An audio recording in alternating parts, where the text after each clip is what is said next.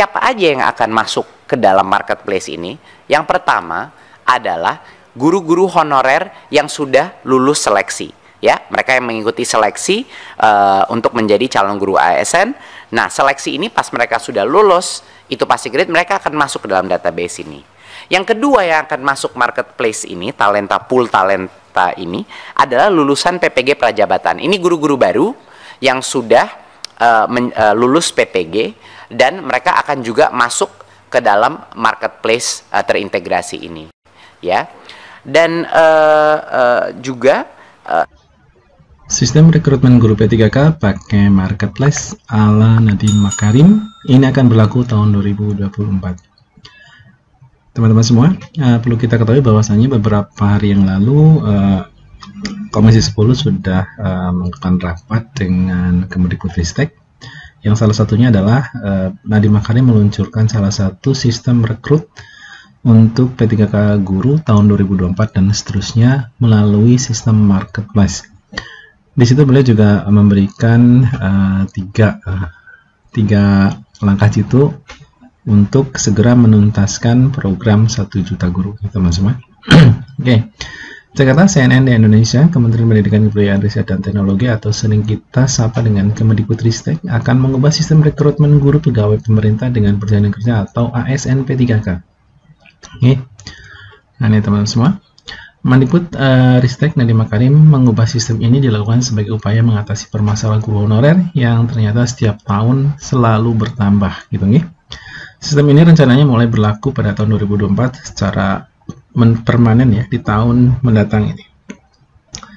Rencana perubahan sistem rekrutmen itu disampaikan pada rapat kerja dengan Komisi 10 ya pada Kamis tanggal 25 bulan 5.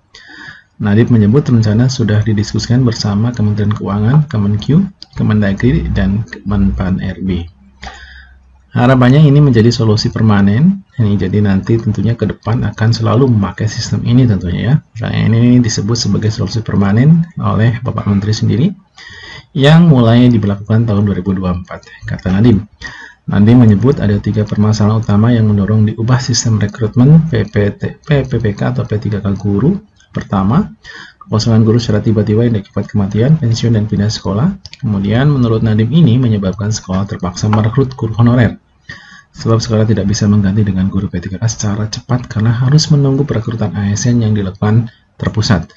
Dan ini kadang-kadang P3K juga setahun sekalipun kadang-kadang tidak dilakukan ya. Mungkin 3 tahun sekali baru ada. Ini salah satu permasalahan yang memang harus kita sadari betul.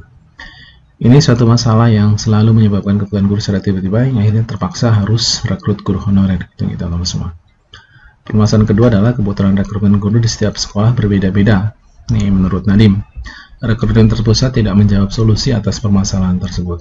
Nah, sistem baru rekrutmen 2004 ada konsep marketplace. Nah, ini teman-teman semua, kira-kira penjelasan yang seperti apa yang bisa kita tangkap dari apa yang beliau tawarkan. Silakan teman-teman simak videonya. Ada 3 pilar daripada solusi permanen ini.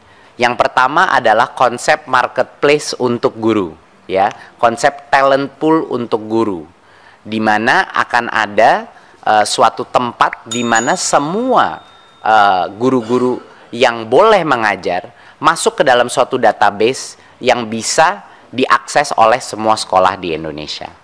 Pilar kedua adalah pola perekrutan yang tadinya itu dilakukan secara centralized di pusat, yang sekarang akan diubah menjadi real time. Perekrutan itu dilakukan langsung oleh sekolah, jadi mereka bisa melakukannya kapan aja.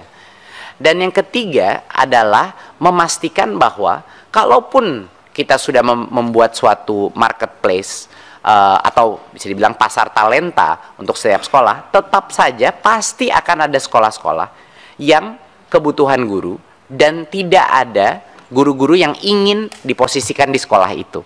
Jadi itu adalah masalah ketiga kita, dan solusi kita adalah merubah sistem insentif untuk memastikan bahwa sekolah-sekolah di mana tidak ada minat untuk mengajar itu benar-benar terisi. Jadi ini 3 pilar solusi kita Bapak Ibu.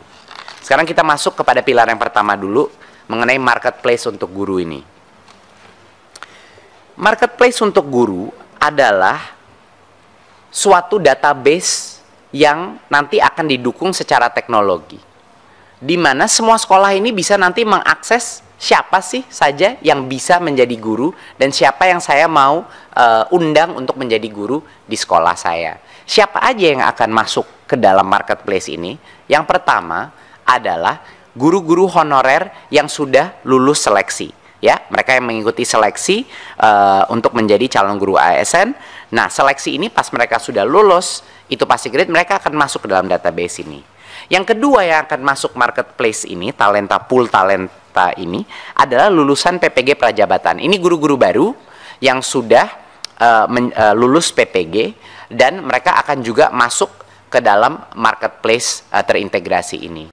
Ya, dan juga semua guru honorer yang lulus seleksi dan lulusan PPG Prajabatan ini bisa mendaftarkan diri dalam marketplace, dan kita tahu bahwa karena kriterianya sudah ketat, semua guru atau calon guru yang masuk ke dalam marketplace ini sudah berhak untuk mengajar ya di sekolah-sekolah kita. Nah, jadi calon guru ini lebih fleksibel untuk mendaftar dan memilih lokasi mengajar tanpa harus menunggu lagi proses perekrutan secara terpusat, ya.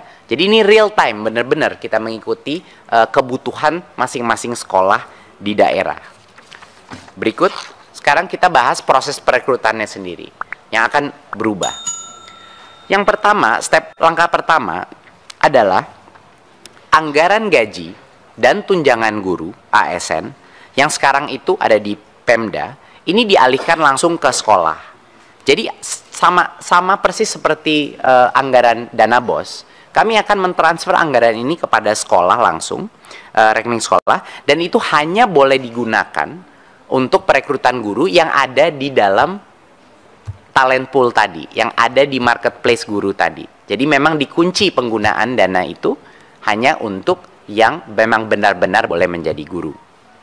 Dan yang kedua adalah sekolah sekarang bisa merekrut guru ASN kapan saja. Tidak perlu menunggu siklus perekrutan. Kapan saja mereka bisa merekrut, menawarkan posisi mereka, asal itu mengikuti formasi yang saat ini ditentukan oleh, yang kedepannya tahun 2024 akan ditentukan oleh pemerintah pusat berdasarkan semua data dari Dapodik dan data source lainnya. Ya, tapi ini bersifat dinamis. Setiap tahun tergantung. Kalau jumlah siswa berubah, formasi akan berubah dan selainnya. Jadi ini perubahan yang cukup besar, seperti yang kami sudah bilang dalam beberapa raker sebelumnya. Kalau memang kita menyadari bahwa formasi dari daerah tidak akan mencukupi menutupi kebutuhan guru kita, formasi itu pun sekarang rencananya akan ditentukan oleh pusat berdasarkan data Dapodik, ya, dan data-data lain, ya. Step ketiga adalah langsung setelah semua talenta pool itu sudah jadi dan sekolah bisa mengakses, anggaran sudah ditransfer ke sekolah, perekrutan itu dilakukan melalui platform teknologi ini. Jadi setiap sekolah, setiap kepala sekolah bisa memastikan untuk merekrut guru yang berkompetensi, dan ini dikunci. Sekali lagi, ini yang penting, kita kan mau mengatasi masalah honorer ini secara permanen, Bapak Ibu. Artinya dana yang ditransfer ke sekolah itu hanya boleh diberikan kepada calon-calon guru yang ada di dalam database tersebut. Di luar itu tidak boleh dilakukan transfer. Ya, di luar itu akan ada pelanggaran, sehingga dengan adanya sistem marketplace seperti ini tidak ada lagi opsi untuk menggunakan anggaran untuk bisa merekrut guru honorer lagi karena sudah ada marketplace terbuka. Ya, jadi kita tidak menciptakan masalah di masa depan, Bapak Ibu. Nah, dan kalau nah itulah video dari Bapak Nadiem Makarim, teman-teman semua. Silahkan dipahami kemudian disimpulkan sendiri ya. Mudah-mudahan apa yang menjadi kebijakan beliau nanti baik juga bagi teman-teman semua yang tentunya berprofesi sebagai tenaga pendidik atau guru. Oke, saya Heri, selamat siang. Assalamualaikum warahmatullahi wabarakatuh.